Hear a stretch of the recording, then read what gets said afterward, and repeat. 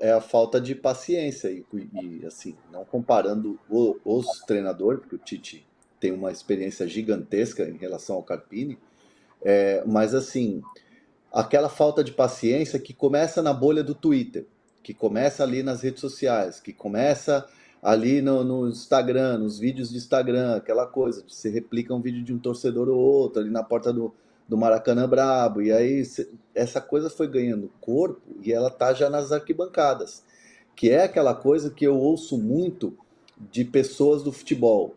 O futebol fica perigoso quando você tem quando essa coisa começa a se alastrar. E na torcida do Flamengo está muito rápido, né? Você acaba de ganhar um título, você faz contratações. Não, o Tite foi o técnico da seleção brasileira nas últimas duas Copas. O Tite só não ganhou Copa do Mundo, o resto ele ganhou como treinador, né? Por onde passou. Então, será que ele já não serve? Será que o Tite é mesmo esse pior técnico? Porque eu vejo assim, o Flamengo não está jogando nada, ele escala mal, ele muda mal. Gente, parece que você está contratando um treinador de 39 anos e que está ganhando a primeira experiência num clube grande. Por isso eu uso o termo carpinização. Né? O Tite passa por um momento de carpinização. E não é bem por aí.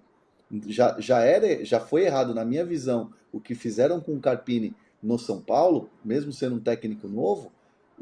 Calma lá, não é possível que em 3 jogos você já saia pedindo a cabeça do treinador e desrespeite um treinador, porque assim, ali a gente está falando de um profissional que está ali trabalhando no dia a dia e vai para os jogos e trabalha. Se você quiser vaiar o time que não jogou nada, tudo bem. Agora você personificar a crítica com xingamentos, com palavras, né, que não são legais de ouvir, eu acho que precisa ter um pouco de paciência. Mas hoje, as redes sociais, o futebol está desse jeito. Parece que se você não ganha, você não serve. E basta um jogo. Mas é o Amazonas. Calma, tem um outro jogo. Se fosse um jogo único, o Flamengo estaria classificado para as oitavas de final da Copa do Brasil. Então, assim, eu vejo que há um movimento muito exagerado e essa crítica de ontem, esse protesto de ontem é totalmente descabido. Temos aqui Cris Prata mandando que o Flamengo ganhou o Carioca e as mídias falaram que era o melhor treinador do Brasil. E a gente tem que separar um pouquinho também, né? Porque tem muita mídia de torcedor.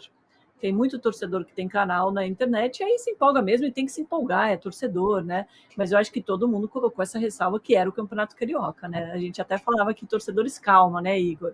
Agora, perdeu uma oportunidade ontem de matar o jogo e aí ganhar um descanso para os titulares, porque se fizesse 3-0 ontem, como tinha condição de fazer pelo elenco que estava jogando, mandaria só os reservas dos reservas depois para o próximo jogo.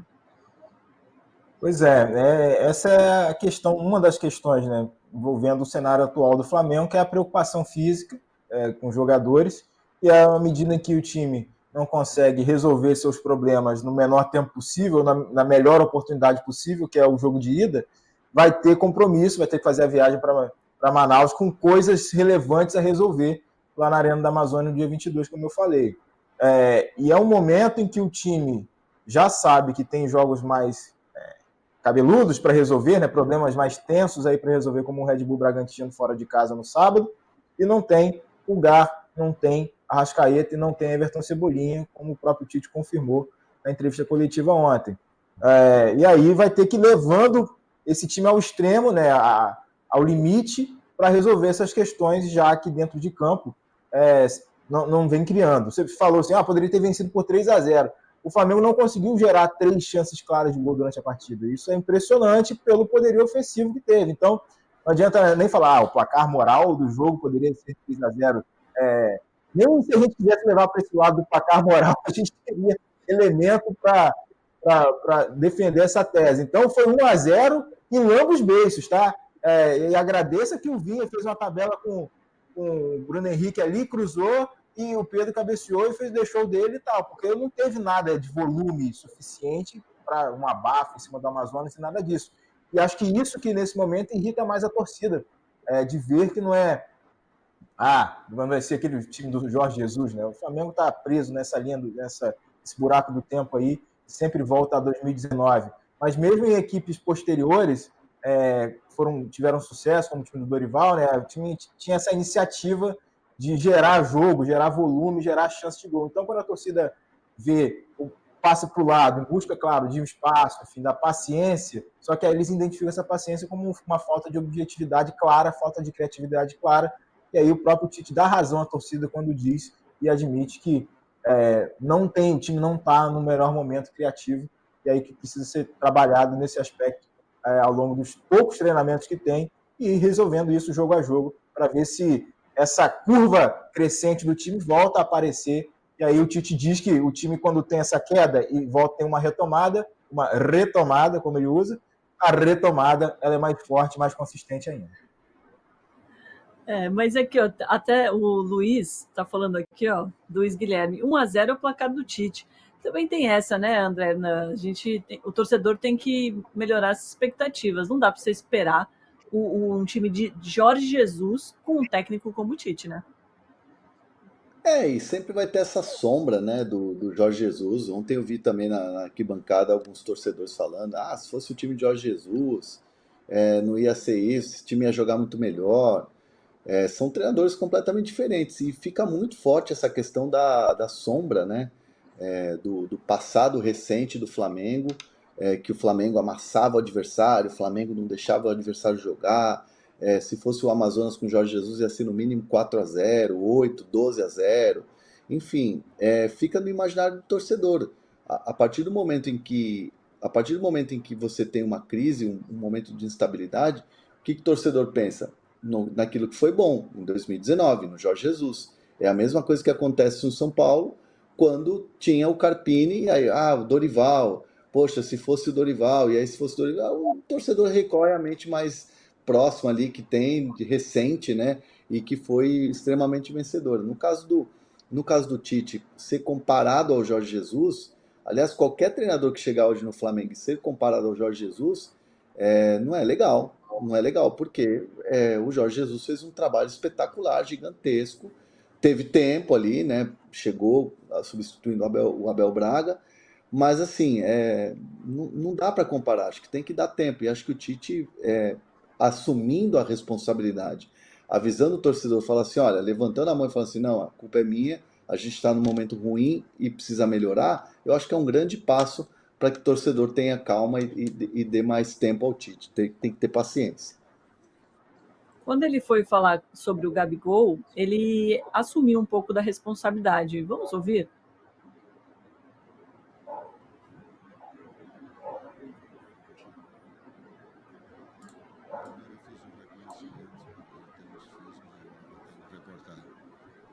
Eu errei ter colocado ele um tempo tão grande no jogo.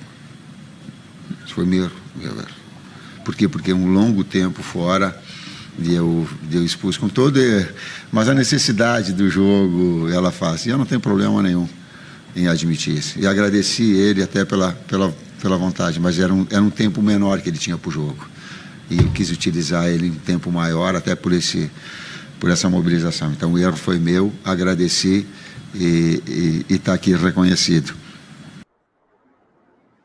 Ana, você acha que ele tentou agradar, de certa forma, ao pedido da torcida? Um pouco sim, e acho que a ansiedade do Gabigol também, de querer voltar logo, todo o cenário que foi feito desde o retorno dele, os aplausos, a recepção ali dos funcionários, do próprio Tite, né? Então tudo isso criou uma ansiedade natural que se criaria. O Gabigol, treinando fisicamente, sempre esteve bem, não foi um cara que largou, aliás, nem é o perfil do Gabigol de tô largado aqui. Ele trabalhou, treinou, se preparou para estar bem fisicamente para a volta aos treinos. Tem a questão do ritmo de jogo. A única coisa que eu ficaria com receio era ali, de repente uma possibilidade de lesão, pelo tempo que ele ficou parado, 30 e tantos dias. Mas não, o Gabigol sempre não é um jogador com histórico de lesões. Então acho que, bom, o Tite ali falou, né? Pediu desculpas ali, fez um meia-culpa, mas acho que o Gabigol saiu bem, entrou bem, saiu bem. Acho que a questão mesmo é o ritmo de jogo para ele voltar ao ser o Gabigol de sempre. E ele foi muito ovacionado. Temos um vídeo também que o Igor fez pra gente, olha só.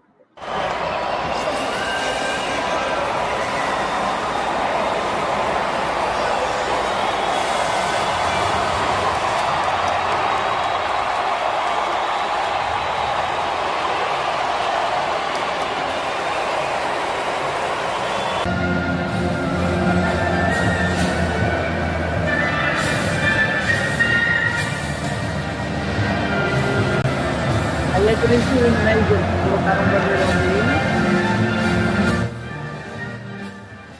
Isso aí eu brinquei até, né? Que é a Santíssima Trindade do Flamengo, né? Zico, Adriano Imperador e Gabigol pela torcida ali, levando as bandeiras dos principais ídolos, enfim, não recentes, né? Relativamente recentes, das 2, 3 últimas gerações, em termos de décadas que eu estou falando, né? Dos anos 80, o Adriano ali do início dos anos 2000, mas com o título do Brasileirão 2009, e o Gabigol dessa fase vencedora de 2019 para cá. Isso aí, ele indo para aquecimento, enfim, foram os momentos e a entrada dele no lugar do De La Cruz, que aí foi óbvio, assim como a comemoração do gol, né? Foi um momento de maior apoteose do dia, da noite ali do jogo, né? Enfim, quando o Gabigol, de fato, voltou, a torcida gritava, né? O Gabigol voltou, já antes da partida, e a concretização desse retorno aí aos 18 minutos do segundo tempo. O Gabigol foi chamado para aquecer aos 6 do segundo tempo, foi chamado pelo Tite. Vem cá, vem botar a camisa. Aos 14, aí demorou um tempinho até os 18 minutos, substituindo o De La Cruz. E substituindo o De La Cruz também, isso é um detalhe para a torcida ficar de olho para os próximos jogos, também nessa função de segundo atacante, tá? Jogando ao lado do Pedro ali, numa combinação de um 4-4-2 que o Tite aplicou, que na real já estava sendo colocado em prática com o Arrascaeta nesse time, porque o Arrascaeta já estava sem muitas obrigações defensivas e o time se posicionava sem a bola já nessas 2 linhas de 4, e o Arrascaeta era o segundo atacante, o De La Cruz fez esse papel de segundo atacante sem o Arrascaeta, com o Arrascaeta machucado, que vai ser também um cenário para o próximo jogo, como eu já falei, e o Gabigol entra nessa função, não como um cara aberto pela ponta, mas um cara para fazer essa combinação na faixa mais central do campo ali, na dupla de ataque com o Pedro. Então, até para ajudar o Gabigol, para ele ter menos funções defensivas nesse processo de retomada de ritmo, esse desenho pode ser o que vai prevalecer quando ele for acionado pelo Tite, enfim, nesse momento de necessidade de retomada ofensiva da equipe e de uma volta dele após esse efeito suspensivo da suspensão, né, da punição de tentativa de fraude ao exame antidoping que está em vigor. Não, e assim, o Gabigol estava treinando, Domi. Ele estava treinando forte num campo que fica em frente à casa dele, lá no condomínio, e treinando com o personal. E todo esse trabalho que ele foi fazendo diariamente, trabalho forte mesmo, treino forte fisicamente. Não é a mesma coisa de estar com os companheiros ali quando você faz o trabalho com bola? Obviamente que não. Mas era tudo assistido pelo Flamengo. Então havia uma comunicação entre o staff do Gabigol físico, de nutrição, de toda a equipe que ele tem, né? Porque os grandes jogadores hoje em dia têm a sua própria equipe, o Gabigol tem. Era tudo repassado para o Flamengo. Então, assim, o prejuízo não foi tão grande e deu para perceber ontem. Então o Gabigol quer estar em campo. O Tite pode até se desculpar, fazer meia-culpa e tal, mas o Gabigol quer estar em campo. Exatamente, André. Eu perguntei até ao pessoal do departamento médico antes do jogo, vocês fizeram algum tipo de exame a mais, como se fosse uma pré-temporada nova? Não. A gente já estava acompanhando tudo, os dados já estavam todos com a gente. Então, foi só voltar mesmo e colocar o cara para jogar, enfim, óbvio, com essa ressalva que você falou, né? E eu duvido também, fominha do jeito que o senhor Gabriel Barbosa que ele tenha se incomodado que a gente tenha colocado ele aos 18 minutos do segundo tempo. Claro que o técnico puxa para si essa responsabilidade, né? Você vai querer que o cara resolva ali ainda aos 18, né, no segundo tempo e tal, mas enfim, acho que a crise do Flamengo nesse momento não passa pelo timing da entrada do Gabigol no segundo tempo. Os problemas são muito maiores para o Tite resolver e a sua comissão técnica também. E, claro, os jogadores, né, sem esquecer da responsabilidade deles.